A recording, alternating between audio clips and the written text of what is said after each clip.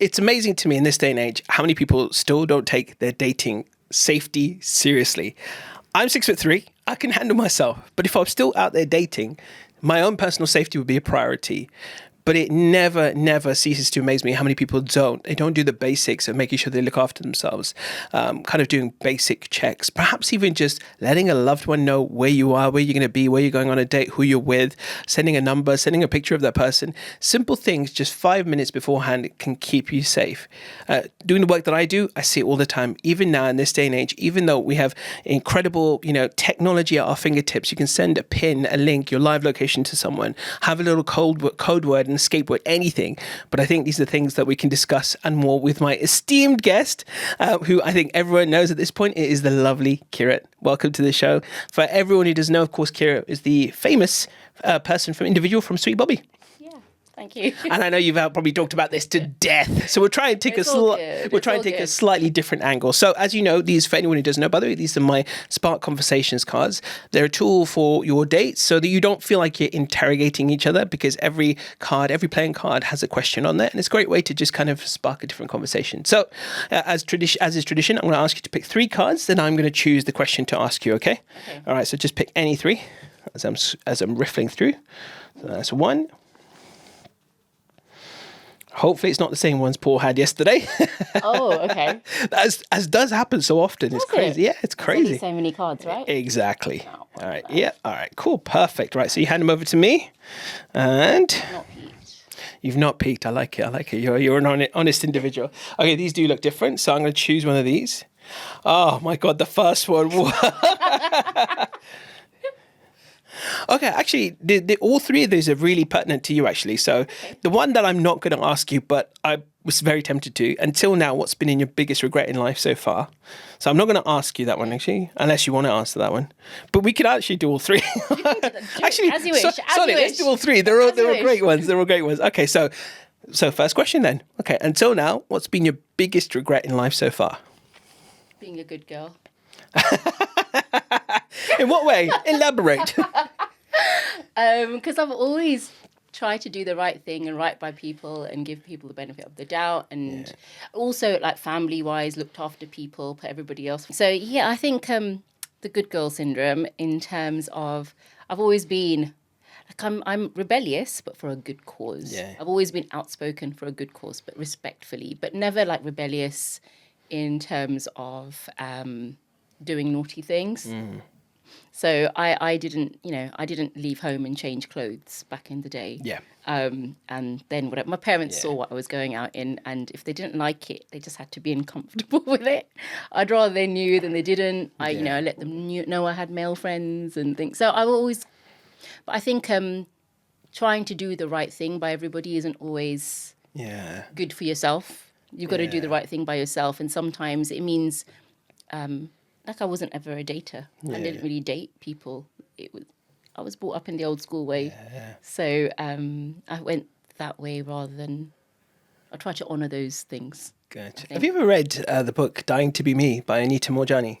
I know which book you mean. Yeah, you know, read it yet. Obviously the introduction about the book is about that and how she got a cancer, and it was from people pleasing, living life for others. And I think and even Gabor Mate talks about this a lot, that actually sometimes when you're there suppressing everything about you, everything within you, your feelings, and putting yourself last leads to many of these diseases that we have in this day and age that are so prolific. And I wouldn't say I held things in. I've always been quite outspoken. But it's that putting people first, that everyone else first, but yourself. I think that can be. Yeah, but being made to as well. Just like I said, big sister syndrome. Yeah. You're that person. You're the responsible one. Everyone's younger than you. You don't have guidance above you.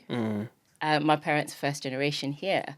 So it was that whole thing. It's it was a whole massive big learning curve both for my parents and me. And then for me, for the ones that came below me almost. Yeah. So I think you do what you're taught. You learn from your elders as the oldest, and you do your best to honour things. And, I'm okay about being outspoken, and I've always been that way. But I've always maintained that respect. I think I've always been careful about that. Yeah. And being the oldest, I mean, you're clearly just talking about being 21, of course, right? You know, so yeah. Of course, yeah. Yeah. No, of course, yeah. You've got younger siblings than course. 21. Well, my youngest sibling isn't much older than that, to be fair, but yeah. All right, second question. Okay, this is a fun one. Okay. If you were to try a cheesy pickup line, which one would you use? So if you saw me on a, you know, obviously I'm married, but still, if I was single, you saw me on a dance floor, you were out last night, if you saw me there and you thought, Amit's a bit of all right, I'll go for him. What cheesy chat-up line would you use? Oh my God, I am the most shy person. I'd probably just go up and dance. Really seductively. I'm probably the clown. Yeah. So I am not the person that is comfortable going up to somebody and dropping a line.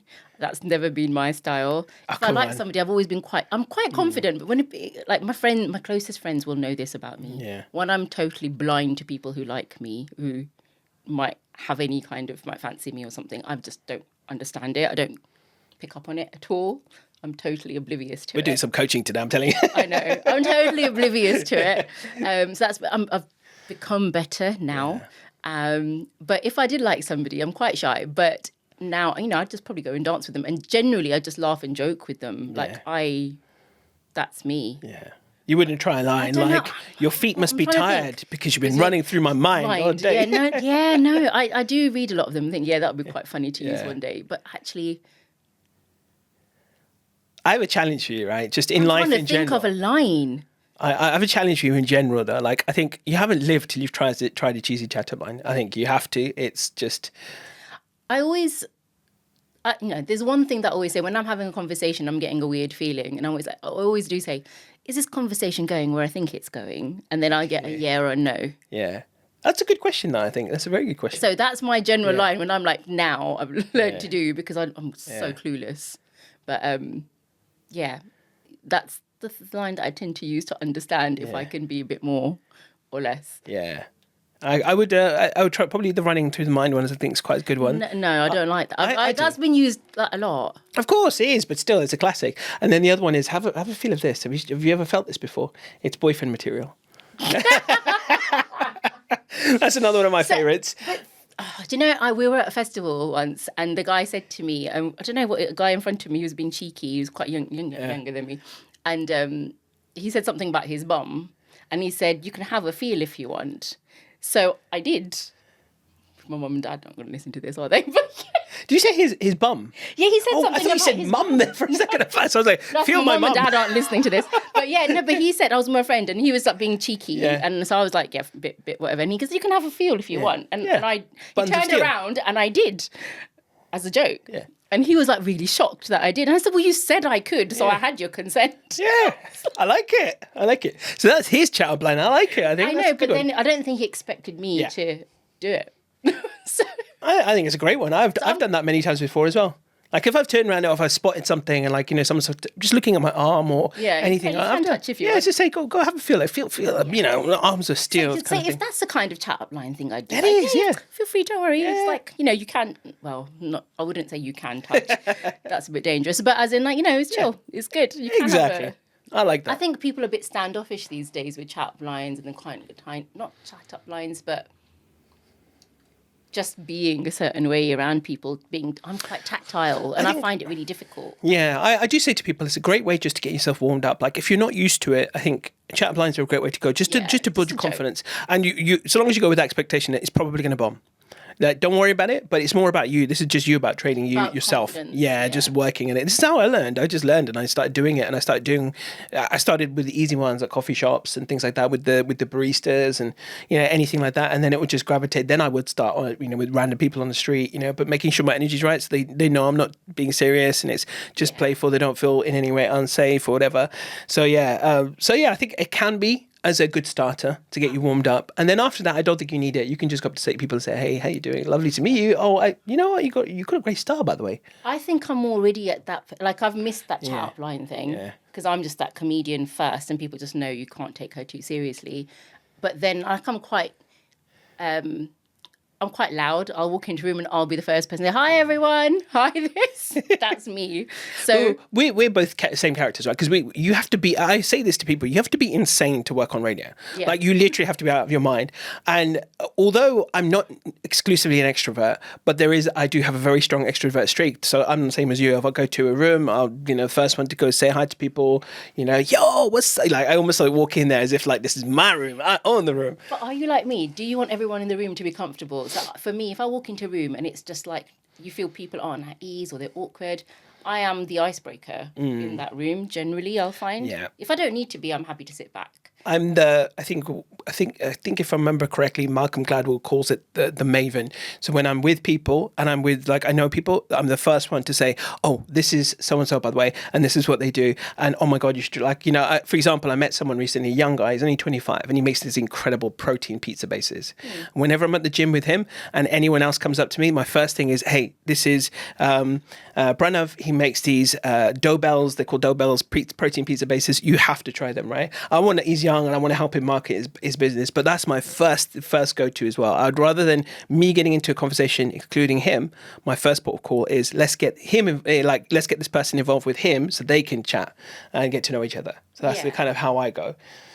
Yeah, I think I'm in icebreaker, that kind of thing. I'm quite happy to be like, hi, how are you? Da, da, da. But it's that intention of chatting someone up is never really there. If it happens, it happens, and then I'll just test the water with that line. Good shout. I like it. And last but not least, let's see what this final question was. We've done that one. So, yes, this is the question. I thought this was a really good one for you. Okay. How would you title the current chapter of your life? So, I might need your help with this one. So, I'm at a phase where I'm starting new things. Lots of new things going on, but I'm still having to close off certain things from that period, and they're still kind of lingering, and I don't know where they are. But I just think it's just new and exciting. Yeah, I always try to be positive. So despite that, there's always stuff that goes on. There's always negative. Closing all doors, opening new ones, something like that, maybe. Yeah. That might be my thing. That's my thing for 2026 in my head. That's like I've got this to close and this to get on with. So yeah, maybe. If 2026 is a new chapter, that's probably the title. I like it. Yeah. I like it. Nice. Great. Well, in that case as well, by the way, I've also brought a gift for you, which is a pack of Spark Conversation cards. So these are actually for you. Oh, thank you. As a little gift as well. So they're yours. This is going to be fun. Take them on dates, use them wherever you want to as well. Like honestly, I think people who use them, they're like, oh, that's great because it's obviously opened up a whole sort of, the date doesn't feel like an interrogation anymore. It's more about being playful, having a game, having a laugh, and I think for me as well, if I was single right now and still dating, the worst part of it is I think when people turn it again. I've always been quite fun loving, so when it turns into an interrogation, so what do you do? Like, well, what's your intention? Like, what do you want to be in 5 years? Like, what do you like? And it's like questions being fired at you, and it is literally like an interview, and I'm like, no, I want to have fun. Yeah. Let's talk about some random stuff. Let's see if we gel on some weird, like our weirdness level first. Yeah. And then we can look at the other stuff. So that's kind of my sort of MO when it comes to, or would be if I was still dating. Yeah, I think pretty similar because I like the fun stuff first. Yeah. If you can't do fun stuff with someone, if you don't know fun's really important to me, and it always has been. For everyone knows that I work really hard, but then I do have fun. Yeah. And it's so important to be able to be with somebody who knows how to have fun with you. Yeah, absolutely. And if you can't do that, it's such a no. Yeah, and the banter element, but being able, I think for me, it's not just the fun part, but it's how you connect. What level do you connect, right?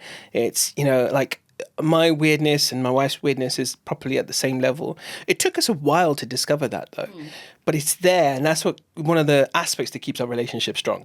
So it's like, I think if you can discover that, that's going to give you a bigger sense of whether you've got potential there, not whether you're aligned in terms of what age you want to have kids or those bits. That'll come later, and you will always figure that out. That will come with time, but it's that at your rawest level and who you are at your core. Does that version of you and that version of the other person gel? Yeah. And if it does, then you've got a chance, and everything else will fall into place. Most stuff will, 80% will. I see my auntie says 80%, 80-20. But it is true, though. She's absolutely right. Spot on. 80% will fall. But nothing, 80-20 rule is in my life about everything. Yeah, exactly. So you can't be perfect. You can't ever be perfect. Yeah. Stop. Perfectly imperfect is fine. 80-20 rule, I use it in work, I use it in everything. I'm like, it's never going to be perfect. Just let's do this now. Yeah. You have to. Otherwise, you're just making excuses, aren't you? Yeah. So it's so true, yeah. So tell me a little bit about life after Sweet Bobby. Obviously, when did it come out on Netflix? It must have been, what, 20? Netflix was last year. Was it 24? Yeah, or 23? October 2024. Okay, cool. So it was quite recent. It feels like a lot longer ago. Yeah. And then the podcast was, because I listened 21. I listened to the podcast first.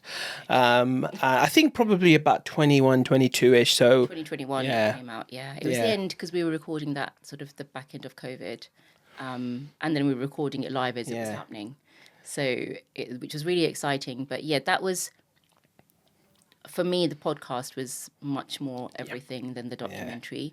I've been quite quiet after the documentary because there's things that I've had to process after it. Yeah. Not things that I couldn't process then, but I needed to understand what had happened in the background. Yeah. With conversations with Netflix to say what the hell happened kind of thing, so things like that. So I know everybody else has an opinion, and I know everybody else has got, you carry on.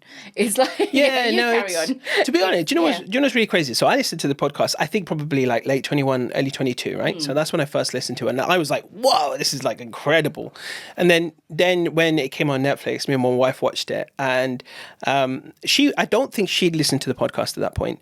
Okay. She watched it, and I watched it, and I was like, I remember it being a lot more sort of like a lot more to this than is really coming out here. So then I remember we were driving somewhere and we listened to the podcast together, and she was like, oh my God, like they missed out this, they didn't do this. They kind of like alluded to, I think it was a bit of a cop out, the documentary, and didn't really paint the full picture. So I didn't know it was going to be one thing. Yeah. That all came out afterwards, and we had conversations after everything. Yeah. I don't know what happened, but I wasn't I was consulted, but consulted doesn't always mean you're listening to. It's ticking the box. Yeah. Tick box exercises and stuff. So those conversations happen behind closed doors. You need to give people the chance to explain themselves, and it's not about shaming people. So I'm never that person to go out and shame people. I'm not one of I am. Netflix, shame on you. Yeah, well, I can say that now, but I had to understand what had happened first. Right, I had that it was a mistake. What happened here? What conversation had had they tried to do something, or why hadn't they explained it to me, or that kind of. You need to have that conversation behind closed doors, not in public, before you can say something. Yeah, absolutely. I can't just sit there and scream and shout without knowing everything. Yeah, which is what people on socials generally do. Yeah. But like across socials. All the socials and my sort of emails and the website and everything, I've only had like 8 or 9 bad, silly nonsense emails or messages and DMs out across everything, out of thousands. So that tells you a lot. As I'm a marketer, that tells you a lot. Yeah, I could have had a lot worse. So I'm not worried, because at the end of the day, the only reason for me doing that documentary was to help people. Netflix was just a bigger platform. It was going to reach more people that need help, know they're not alone, that they need to speak out, that there is help out there. And that was the same reason why I agreed eventually to do the podcast as well. Yeah. So they were going to do something crazy with it anyway. Yeah. And I was like, let's do it respectfully, and let's start having this conversation. Yeah. And after that, I think we've had loads of kind of podcasts and documentaries come out about these kinds of things, haven't we? So I think it's okay. Yeah. I can deal with the nonsense. So what I find intriguing is, did you know when we sat across the table in 2018 that was me? Did you ever correlate the two? Well, I didn't know the story then. Yeah. Because nobody would have known, but you wouldn't have thought that I'm some traumatized woman sitting across the table from you. And I probably would have remembered that more. Yeah, but I was like, because I was forced into silence, but at the same time I wanted to live my life. Yeah. I don't know. I mean, I'm sure this has been said to you as well, but like for me, one of the big things was that to tell your story is so brave. Like, because it is so easy that it could have gone the other way, and it could have been the ridicule, but actually you decided, no, I don't care about that. I'm gonna go tell people my story, because people need to know that this shit happens. It's going on. It's going on all the time. We all know it happens. Yeah. We all know it happens all the time, and it's so normal, but still nobody wants to say it happened to me. Yeah. Right? And I'm like, my case was like the worst kind. When I did the civil case, they said, what do you want to happen? And I said, look, I don't want to protect people. We need to start having this conversation. And at that point, I was like, if my case helps other cases, that's all it was about. Yeah. Then so be it. If this case sets some kind of a precedent or something, if it helps people, that's what matters, because we all know it happens, and we all need to protect ourselves from it happening. And mine's probably the most severe case, one of the most craziest cases in terms of what happened. And and for somebody who's safe online, for somebody who's safe with dating, who's doesn't do anything stupid, I've never posted. I'm not my socials private. Everything was private.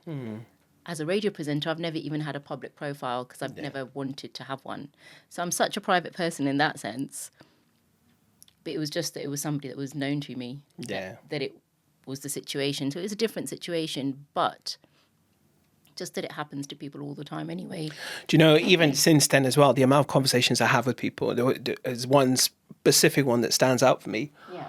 A recent one, and obviously I do use those words sometimes. Like when the person was giving me the details, I was like, "This sounds very Sweet Bobby-ish," and I was like, "Have you taken every precaution to make sure this person? Have you had video calls? Have you had like proper face-to-face conversations?" The answer is no, and I'm like,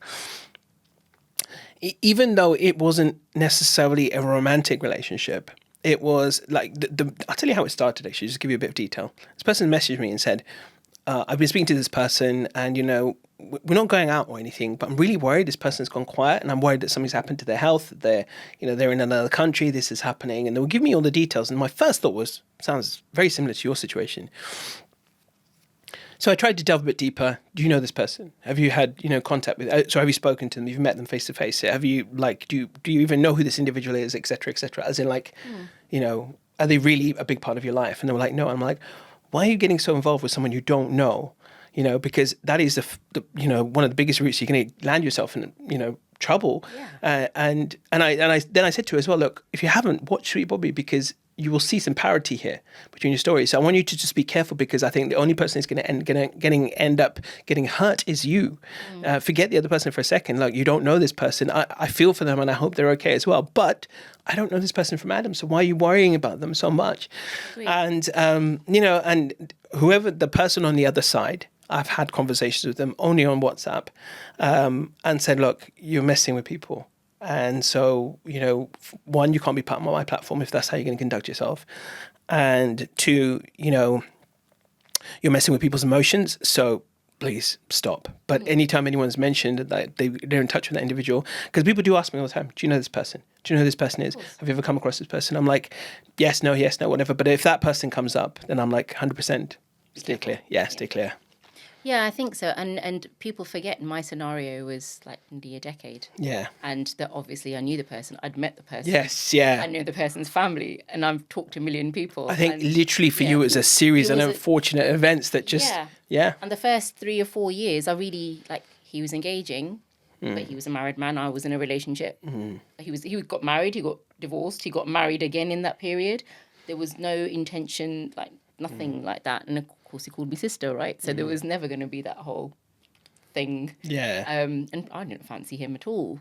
I know other women might look at him and go, he's attractive, but for me, he never was. He just never was. So for me, it was like a slow thing, and people forget that.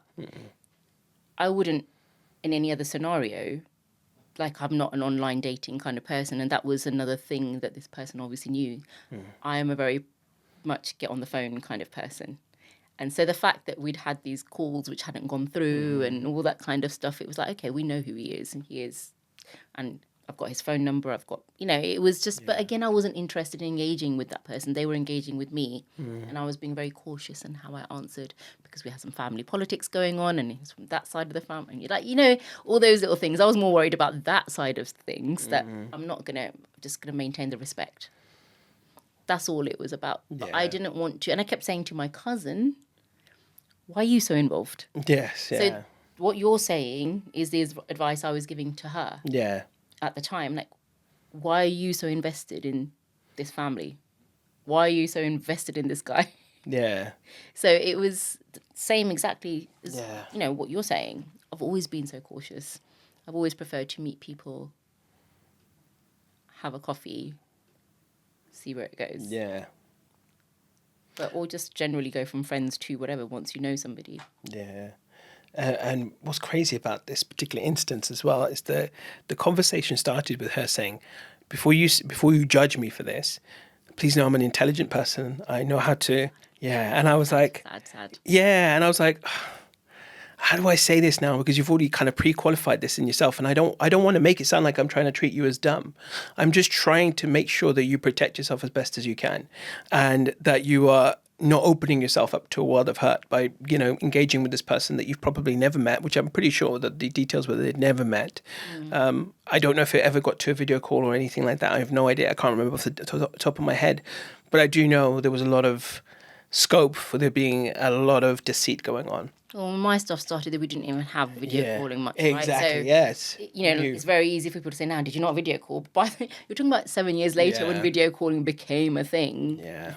But, it's like, why do people invest themselves so much into stuff? Like, it took a long time to get me invested, and it took a lot of health, like serious matters for me to have to be like, and the fact that it was family, that, that kind of emotional blackmail, like what's going to happen if I don't, and if I do, I'm in a no-win situation kind of. So it was a lot of that kind of thing. But I don't understand. And I get thousands of messages from people in dating scenarios. I've got one that's hanging over me, or a guy's constantly messaging me, I need to speak to you about my situation. So I'm like, I'm not a counsellor. I'm not an expert, but I can only share things from my experience. And I limit it because I can't solve people's situations. Don't know what's going on. But I do get a lot of people asking me, I've done this, I've done that, this is the situation, I don't know what to do. So but I'm not somebody that puts myself out there as a expert. But then I do ask the same question, like, who is this person? Why are you invested in them? Like, is there a reason? Are they holding something over you? Is it like a family respect, a social construct that's stopping you? Like, obviously the brown community, the South Asian community has its own norms and values different to Western society, which is why I think the doc did really well in sort of the Far East, the Middle East. And, I have calls from out there saying, you're a hero out here, because they don't talk about these things. These things are so taboo out there, but they happen. And it just gave them a sort of perspective. But a lot of men from there messaged me because it happened a lot to them there. But it's that whole social construct doesn't help us as a community to keep these things taboo, to not talk about them, to talk about that one person, me, am I a shame on the South Asian community? No. I don't think I am, because I've not. Hell no. No, of course I don't. I think you're a hero as well, because there's not a lot of people I know who would actually then stand up and say, "Hey, I fucked up, but let me teach you what I learned so that you don't do the same thing." Like, I don't know, I hardly know anyone who would do that, who would own it and say, "Listen, it happened." But you just say I fucked up, but I don't think I even this is where people are going to criticize me. I don't think I fucked up. Yeah. Because I didn't have the situations I was put in, and the amount that I had been abused in the last 3.5 years. So the first few years were normal. There was a little honeymoon period when we started this relationship, and we learned he wasn't going to die. So the first bit, it was like, he's going to die, everything's going to be nice. And then we learned he wasn't going to die. There was a few months where it was okay, and it got difficult. Then come October 2015, Rugby World Cup time, from that point, it got really mentally even more stressful. And I'd already said at this point, I'm mentally exhausted to that person. And then there was the following year in July, it peaked and it stayed at that high abusive level daily, on a daily basis. So anybody who, and this might be a little bit triggery for some people, and I mean trigger in a real sense. Anybody who's been in a domestic abuse situation where there's no violence, those people will understand that sometimes a violent domestic abuse situation feels more of a relief than having a domestic abuse situation which doesn't physically show you any scars, because you would rather have scars where people believe you than carry this massive burden when nobody believes you. You know that person's doing this to you, and you're so suppressed and you're so scared. And that those last 3.5, 4 years, I was terrified. Like, it was daily. I'd been isolated from everybody, but you're trying to make good judgments in a position when you're scared. And I was scared. I was crying. I was screaming. I was speaking to my cousin, going, "You look after him. I can't handle it. I'm going to block him." It was that abusive. I'm not going to go into, because I'm not going to delve into that abusive period, because it was so abusive that I will cry, and I don't want to cry. But if anybody, the people who have read those conversations, even in the podcast, even in the documentary, they've chosen not to put certain bits in because it's that bad. I don't think I could have done any better. I'm surprised that I didn't kill myself in that period, because I thought about it, but I was like, my family were who I was thinking of, that if something happened to me, what's going to happen to my family? That's what stopped me. But it was that bad. And I know a lot of people wouldn't survive that. Yeah. And I feel incredibly lucky that I'm that strong. My faith was that strong, that all I knew was, I'm doing a good thing. I'm supposed to be doing a good thing for someone. I'm trying to do right. I'm trying to do the right thing, but everywhere's blocked. So you're stuck in a situation. So really, did I fuck up? No, I don't think I could have done any better in the circumstances that I was in. So do I wish in certain situations that I'd made a different choice? Yeah. I wish I'd told when you're scared of having trouble because of the family situation, you're scared of having trouble. Maybe I should have just caused that trouble. Maybe I should have said, yeah, I'm just going to go and speak to your family and done that. Maybe in the documentary where you see that car situation where I see Sanj, maybe I should have got out the car and confronted her at that point. I was too scared. I was so scared that instead I phoned my friend, put the hoodie on and just slid into my seat and was crying. Normally, this me that you see would have got out the car, gone and had a conversation, but you're reduced to a nothing. Yeah. So that's what a lot of people, I think the documentary doesn't show that very well. The podcast is a lot better. But, again, even they didn't share certain things which were so bad. But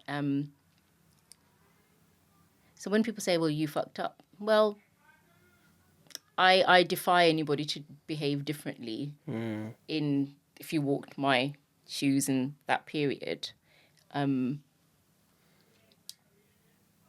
But a lot of the socializing of me, like I said, as the big sister figure that that was a different thing. Maybe that's why I said, I wish I wasn't that much of a good girl. Maybe I did, maybe I should have been more like, go and confront his aunt and go and confront his, do you know, like that? Whereas that respect stopped me. But that's who I am, a respectful person. So that is who I am. And in our community, that's what you want us to be. So, so you can't judge me as a community when that's what you're imposing on us. Absolutely. Right? So true. So that's the point. And I hope everything that I've done and said so far, I've done respectfully. I love my community. I love my culture. I love my faith. And I don't want to bring shame to it. But the only person we should be treating badly, well, not treating badly, but the only person we should be speaking of in that way is the perpetrators. Yeah. And that's my point. Yeah, absolutely. I agree with that 100%. I feel like I've just rambled for the No, last... no. I think it's important for people to hear this as well, like, Yeah. because, and this actually this segues onto that whole point, right? Because I think, as I mentioned earlier, that I see people potentially going down that path, and it's still quite a common thing. And you mentioned, obviously, not only do we compete with personal trauma, whether we've got a severe anxious attachment style, and to throw on top of that cultural level shit that goes on top of that as well, it's hard. But I think that the challenge is not doing this in isolation. I think that is probably one of the overarching is the biggest thing, is that when you isolate yourself and you don't talk to people, you don't open up, you don't ask, and most importantly, you don't ask the right people, because like I think we all do need a friend who is going to bitch slap us from time to time, like who will just say it as it is and say, Amit, you're an idiot, you shouldn't have done this, or you shouldn't have said this, or like, or don't make that investment with that person because obviously they're a dodgy sales, or don't choose that builder, whatever, right? Anything like that.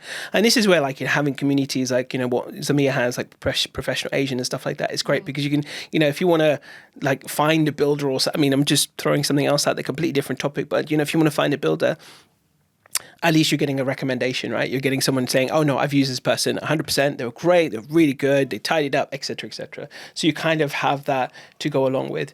But if I don't ask anyone, it's true though, isn't it? If I don't ask anyone, then I just go randomly and choose a builder. Yeah. It's so funny that you say that. We're talking about being safe when you're dating. And even with this scenario, when it came to he wanted to be in a relationship and when it came to that he's not going to die, and we're like, do I want to like how do I get out of this situation? He's not going to die, or do I just carry on, or what do I do?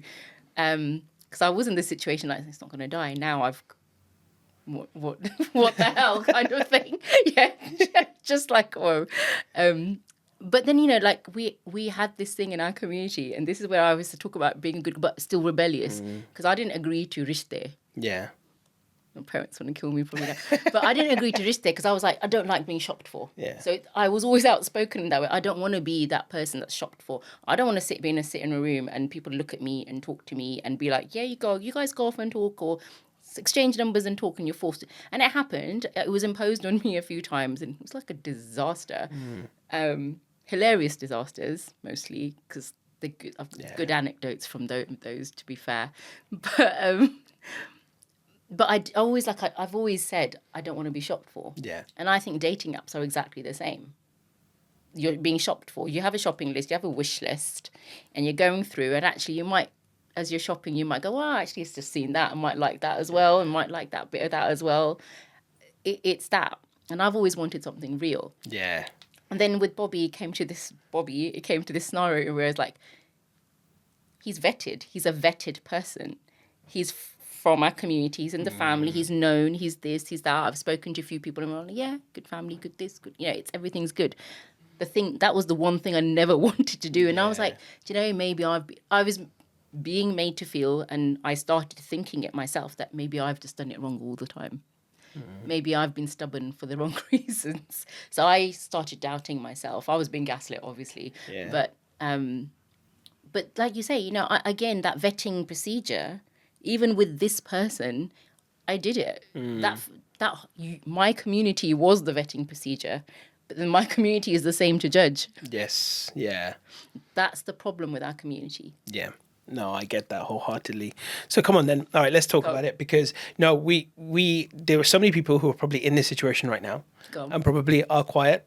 And what would you say to them now, actually? Because so like total do-over, not just for yourself, but anyone out there, what would you say to them? Which particular scenario are you talking about? Generally. And I'm talking about like sort of like in terms of dating context, relationship context. You're in a situation where you're meeting people. How do you keep yourself safe? Oh, somebody should know where you are. Safe word, safe person, safe space, like help, bachao situation. You know what I mean? Bachao. Call me at this time. Old school Bollywood there. Call me this time.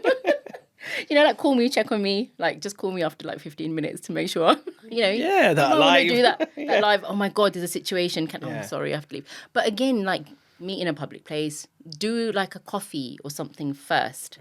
And this is like, I say this to other friends of mine who are dating and stuff. Yeah. I'm like, don't go in for this whole dinner thing, especially guys. Oh my God, some of my male friends who are dating, they're lovely guys, and they'll date and they'll be like, they'll pay 80, 90 pounds for a first date and pay for the other person and then be like, nothing. Yeah. I'm like, what are you doing? Go for a coffee, go for a walk in the park, go for in a public place, do that and enjoy it. And I'm very much like, you go, if a guy wants to pay, I struggle, I'll be fair.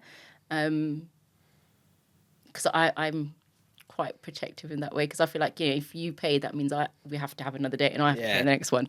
So I'll start thinking like that. I'd always rather go halves. So that's me. So I'd always pay half. Coffee, whatever, I don't mind. Even if he wants to pay for a coffee, I'm not too...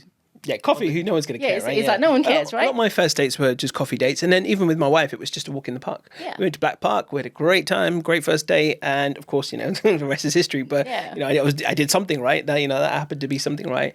But you're right. And, I say the same thing to everyone. The only exception I say to people now is that if you are going to go on a date and you really want to spend money, go do something that is a shared experience. Something you've never done. If you're going to do, it's going to be fun anyway. Yeah, if you want to, one of my singles events coming up in January is a pottery event, right? So let's say you weren't coming to that, but you're going on a date, right? Do a pottery thing and just agree beforehand. Why don't we do this? Why don't we have shared experience? We'll pay 50-50. We'll just have a great time and see how it goes. Simple. You get a pot at the end of it. You can, of course you can do it. Yeah, So you still come away with something. And it's the whole experience as well, right? It's like, you want to go rock climbing, great, go rock climbing. Exactly, but again, doing activities, I don't mind that either because... Meal is the worst one. Because you're forced to have a conversation. And you're going to see me eat, which isn't a pretty sight. Yeah, there is that. Yeah. While we're having a conversation, it ain't great. I think at my age, though, you kind of like past that. I am What? anyway. Come on, you're younger than me. Come on. Probably doubt it. No, you are. I'm 48. You're younger than me. Okay, a couple of years, Yeah.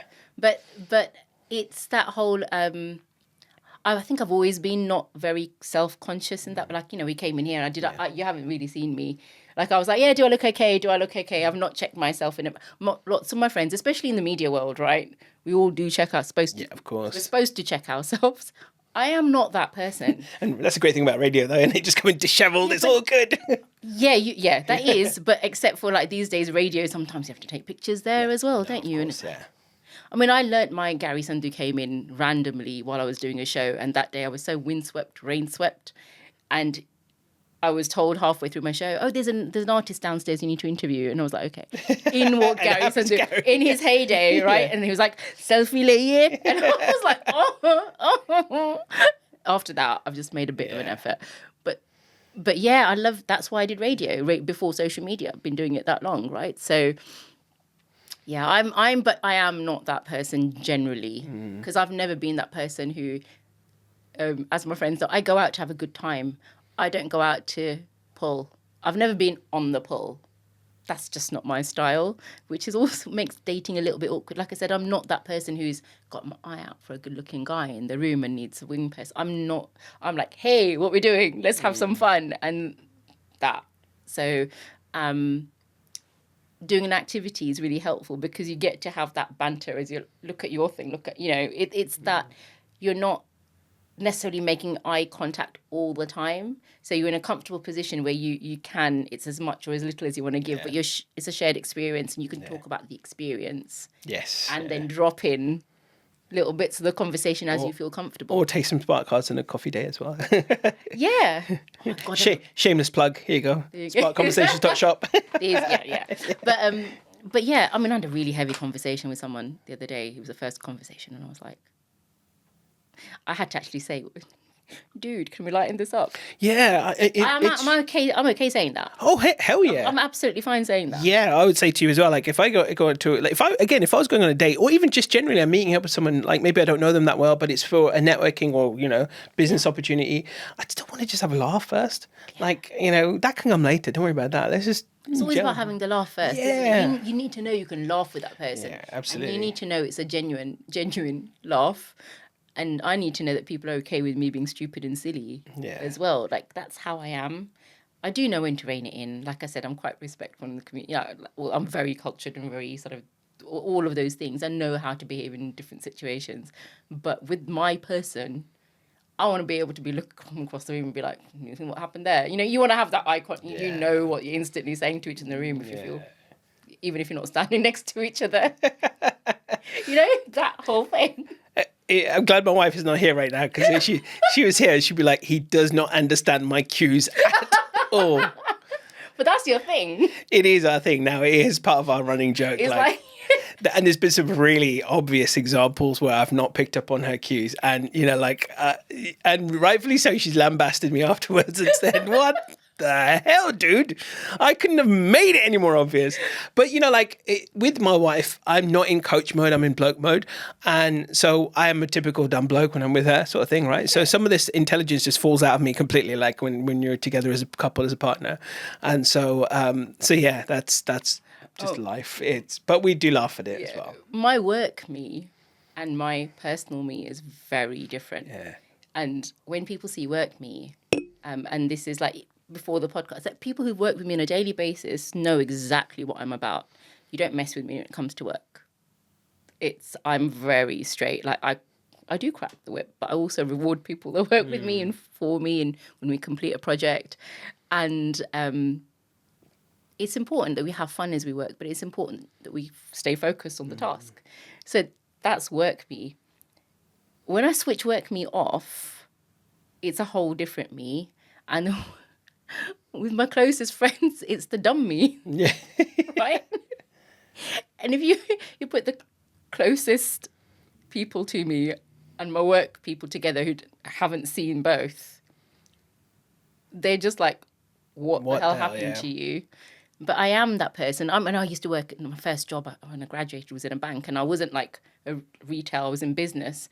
And where I was, everybody else in retail, and they'd see me, and I'd be like, on a Friday night, I was maybe going clubbing, so I'd come out of my suit, go upstairs and change. And at that point, it was like, I was doing underground gigs, so I had my gear on. They'd see me leave the bank on a Friday night, and I'd be there till late. I'm going to drive up to the other side of the country or whatever I'm going to do, and they'd be like, is that the same person? And they thought I was older than all of them because I'd come in my jura and my like hair in a bun and my suit. And they were all very scared of me for the first few months. And then when they'd come into my office sometimes and be like, yeah, you guys have some points on your stuff, you know, I'll throw you some whatever. Like, you're really cool, actually. And I'm like, yeah. And then we went out partying a few times, and some of them I'm still really good friends with 25 years later. But there's different versions of me. You're going to get different versions of me, and people closest to me will see all the versions of me. But yeah, I do have, like you said, you go to your bloke mode. I do go into my dumb Kirat mode, where I'll say the dumbest things without thinking and be like, did you not, my brother's Did I just exit my mouth? Yeah, my brother will be like, I remember we walked out, this was that long ago. We walked out of a tube station with my brother, and I was like, oh my God, I've never noticed the roof on that side of the, like, whatever. He goes, yeah, do you realise when we get on the train, we get on that side. When we come out this side. So you're always on that side, one side of the journey. And I was like, oh yeah. Just, you know, it's like dumb things like that. And he was like, someone as intelligent as you has just said that. Yeah. And it's like, well, we all have those moments where you can not think and just say. Yeah. And you want to be like that with your partner, don't you? Where you can be like, not judged for your dumbness. Yeah, absolutely. Hell yeah. That's a huge part of it. You triggered something in me, and one of my friends did something recently. It was about a name of part of London or something, and she thought it was one thing and it's not, and it's like another, and I can't remember for the life of me what it is. It will come to me. But again, I had to kind of like tell her, and like, you know, it's one of those things. She was like, no way. And she started having this conversation with her colleagues, and everyone's like, oh, we thought it was that too. Yeah. And so, no, I get it though. You need that in a relationship for it to stay healthy. You need that, be able to, you know, the example I give to people is that I call that the difference between soul and role. I had this conversation with someone yesterday, and I was kind of making this example. And I said, when you're at work and you're at home, are you the same person? And her first answer was yes. And I said, no, you're not. I said, when you're at home, you know, I bet you're respectful to your parents. You talk a certain way, you do certain thing. When you're at work, you have to take on this role of being, you know, whatever role you're in, you're perhaps manager or whatever. Are you telling me that's identical when you're home and work? She was like, actually, you're right. No, I'm not. I'm like, that's it. So at our soul level, it's the one, and that's what the relationship is about. And that's why I call it soulmate, because at a soul level, a lot of those roles just drop. We are just who we are, and our partner and us, and I, for example, we're just comfortable with each other at that level. But everywhere else we go, and even a certain degree there as well. But we're playing a role. We're playing a role at work. You're playing a role on the radio station. You're playing a role at home. You're playing a role in the Monday in the temple when you go and stuff. It's not artificial roles necessarily, but we have to put on a role. And when we're looking for that soulmate, we want someone who can recognize us at a soul level and be cool with that. The craziness, all the crazy, all the weird, everything. All of it, yeah. But I don't call those roles. I just say the different versions of you, because they're all true. Yeah, absolutely. Every single one of those versions is true. And I think the mistake we make with looking at socials, so I've never been huge on socials, and despite being a marketer, I have to, for me, it's work. I just see socials as work. People are putting themselves out there, portraying a version of themselves. How true it is, even that we don't know. But you're only getting a version of those people. Yes. And people are using those people as a sort of measuring stick. You're comparing yourself to those people all the time. And you should not compare yourself, because you don't know what's happening behind that closed door. Like, we all have stuff going on. I'm generally a happy-go-lucky. I've always been like, lucky ? But but generally being a happy. Like, I just laugh. I like to laugh about things. I like to, at home I'm the one that forces people to cut. Everyone's like, you're too old to cut a birthday cake. No, I want to blow candles on my birthday, and they know on my birthday they have to make an effort, and I don't care, even if it's a small cake. I will blow a candle on my birthday. So I might be being silly, but it's just like, oh, yeah, okay, cool, kind of. It's like, but it's little joys in life, right?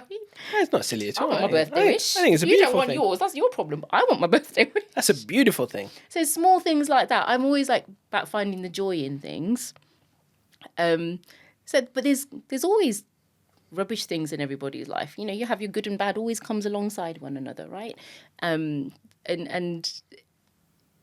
I try to focus on the good, and you just deal with the bad. It's like, that's going to happen regardless. There's always going to be something. There's always going to be something negative. There's always going to be something to moan about. There's always going to be, whether it be something at work, whether it be something's broken, whether it's be, like it might be a heartbreak. A heartbreak can come in many forms. Yeah. Whatever it is, there's always going to be something. But look at the rest of your life, that 80-20 thing. Where are you on that? If you're like generally in the 80, you're good. Yeah. People have it a lot worse. Hell yeah. Very soon after all of this stuff, I think at the period when I met you at that birthday dinner, we were doing homeless outreach, and my brother would go every week.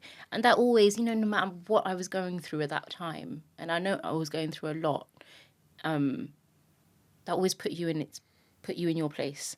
I've got a roof over my head, got food on my table, and I've got my family around me. Whereas those guys, it was quite heartbreaking to see them every week. But then they'd always be like, "Hi, Mum," and really nice, and really, we'd have conversations with them and talk to them, and it's we're the same. And it's so sad to see people in those situations, and it's not what people always think it is, but it put you in your place. Like, yeah. I would go, whether, Mum would be like, it's raining, do you guys want to go? Like, well, they're out there. It's okay. I'm only going to be out there for a few hours. They go all night out there. It's just perspective. Have some perspective. It's not necessarily even humbling, isn't it? But it gives a reality check about life, and that, Is it that bad? Yeah. Shit's always going to happen. There's always stuff going on, and that's never going to change. And I know it sounds strange, but, it's something I talk about a lot with people. There's someone dying every, 5 minutes somewhere around the world. And and don't get me wrong, I know it's hard. I just had 3 funerals in, 3 weeks and stuff like that. I'm waiting for another one right now. Yeah. But 3, it's a big, life and death. Yeah. going to happen. It's going to be there, right? So you know you're going to have those things to deal with regardless of anything else. Absolutely. So, we just have to have some perspective, right? Yeah. But if you were to kind of just say to someone right now, perhaps they're at the early stages of being unsure about someone, maybe they're just getting to know someone, but there are some question marks. What would you say to anyone right now if they were stood in front of us right now and they kind of,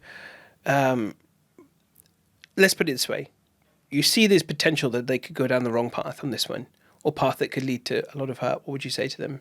I'd have a conversation with them straight. Like, why do you like this person? You've clearly got doubts. Let's talk about your doubts and understand where they're coming from. And actually, I do have a lot of these conversations in the gym. Not, but I do. We have a lot of these conversations with a lot of people. You've got to understand why your doubts are there. Is it yourself? Are you doubting yourself? Are you doubting them? If you're doubting them, what have they done to create that doubt? Is it you've not spoken to them, they don't respond to you properly, or something happened, an incident? Sometimes things are so easily resolved by just a simple conversation. And it's sometimes like if you can't have a simple conversation with a person that's supposed to be going to be your soulmate, then I'm worried. If you can't say, look, you did this and it made me feel a bit uncomfortable, I'm not sure how I'm supposed to take this, can we talk about it? If you can't do that, and if they don't want to do that with you, if they don't want to put your mind at ease and take that away, and you're uncomfortable doing that, then I think for me that's a bit of a red flag. But I also think it's important to, all the other checks now. We're in, like understanding you're not isolated in a relationship with them. Make sure you're sort of checking your behaviors with other people around you as well. Like, I was doing it then, but I was like, I didn't know it was the same person, but, like, I did this, or I'm thinking like this. Like, my best friend will tell me, you always do this, Kirat.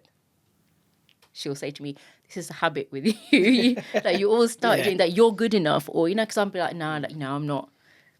I'm like this, and they're this, and she'd be like, you always doubt yourself, or give it, if someone's being like this with you, why are you taking it? Why, like, my best friend will be my sort of a check. Yeah. So you're not, but I think you do need to have a conversation, because sometimes little things can. Now, when I say have a conversation, not on text, by the way, I'm saying have a verbal conversation, because written things are so often misconstrued.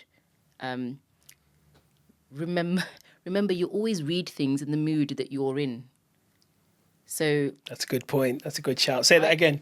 You always read things in the mood that you're in. I think people need to hear that more. So when you read a text, if somebody just goes morning, if you're in a bad mood, you've read morning. There's no good on it.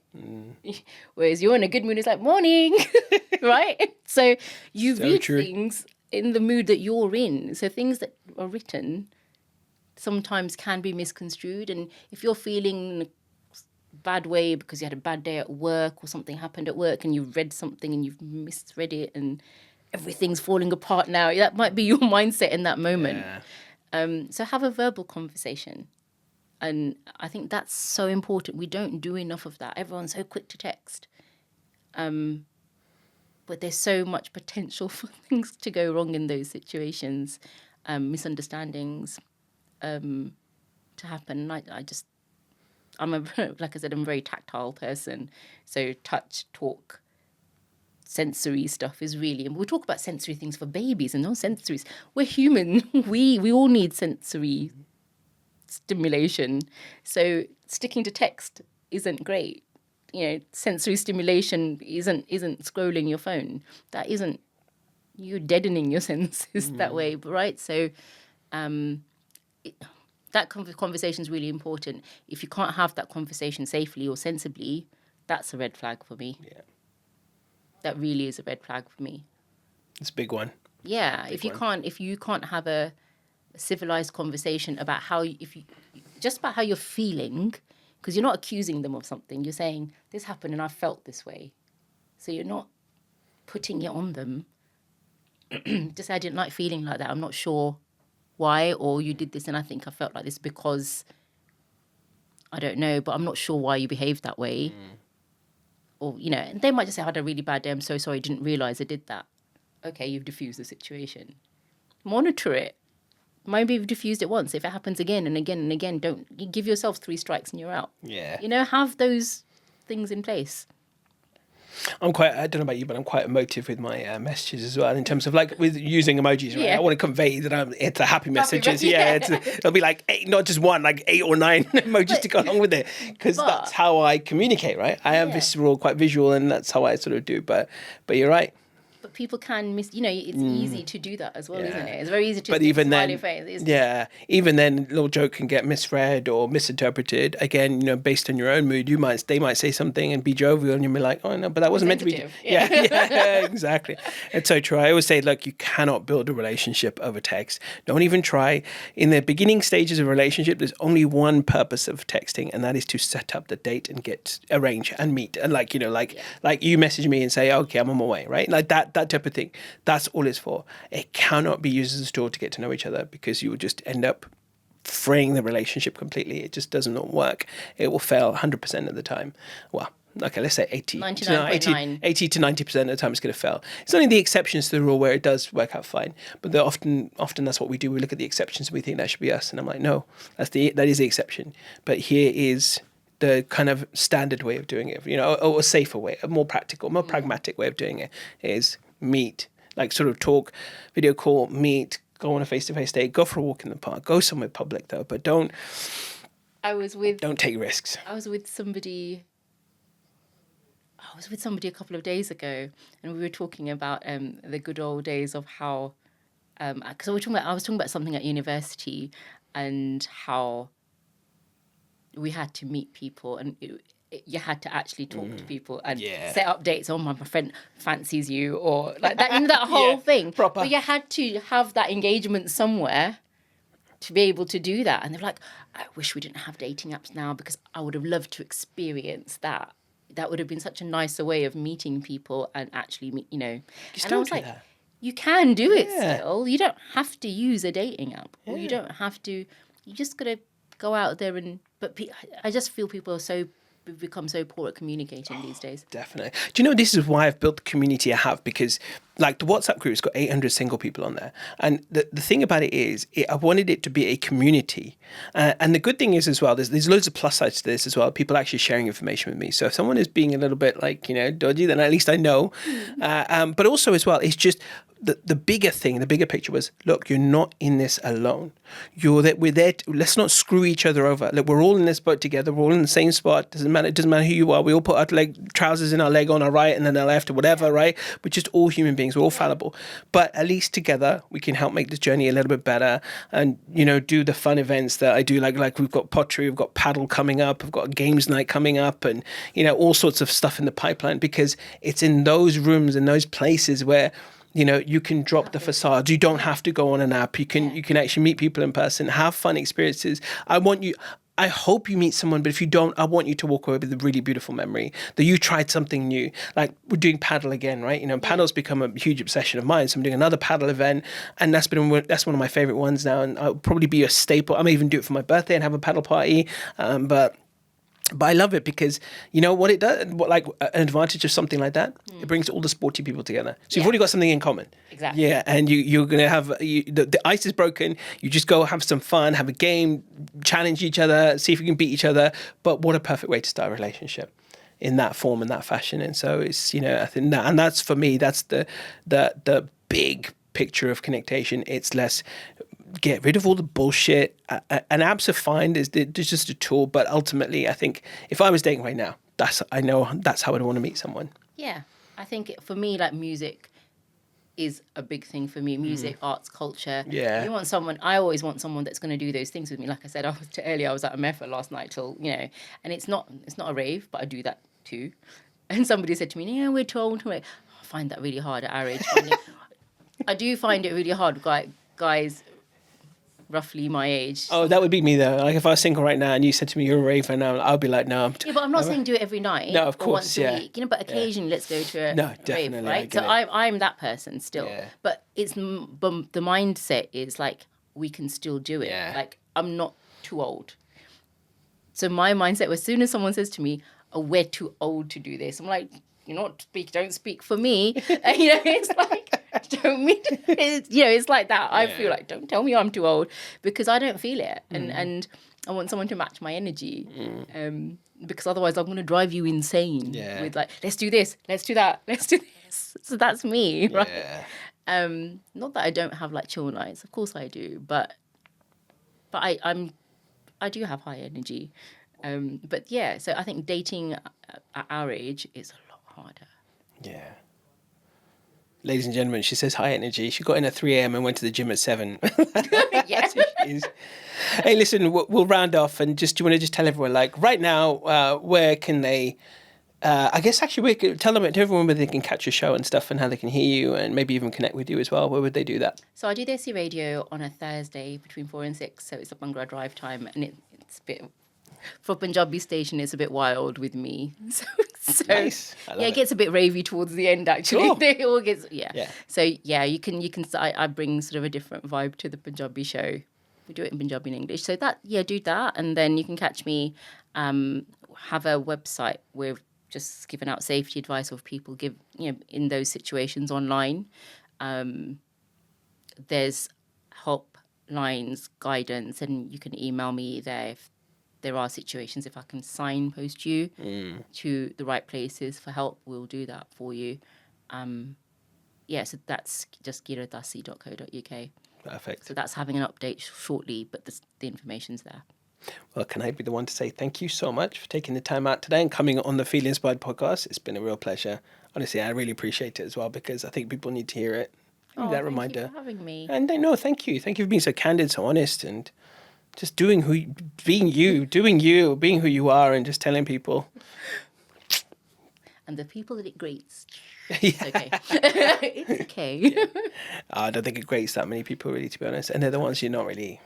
Oh, it's okay. Yeah, exactly. I'm just like, I love my haters. You should see some of the you comments. got to, right? Yeah, you should see some of the comments I get on Connectation. It's hilarious. And then I posted some recently about, and my responses to each of these people. Like one guy was saying, obviously there's a lot of racism towards Indians at the moment, right? And so someone put about one of my events. I did a casino singles event in July, and he posted a comment saying, "Oh, I bet this place really smelled." I replied to him, and I replied to him as well, "Well, it improved a lot after you left." So like, do you know what I mean? So I'm like that. Yeah. Honestly, like if haters think they're doing anything to me, please bring it on. I love it. I feed off it. It makes me feel even more better myself. So if you want to hate on me, well, apparently I'm a millionaire. So like, manifest it for me, people. It's like, So yeah, it's all good. Come on, billionaire. Yeah. Is that all you can do? No. No, listen, honestly, appreciate your time. You've been a superstar. You are a superstar. So thank you. Thank you. And I'll see you all in the next episode.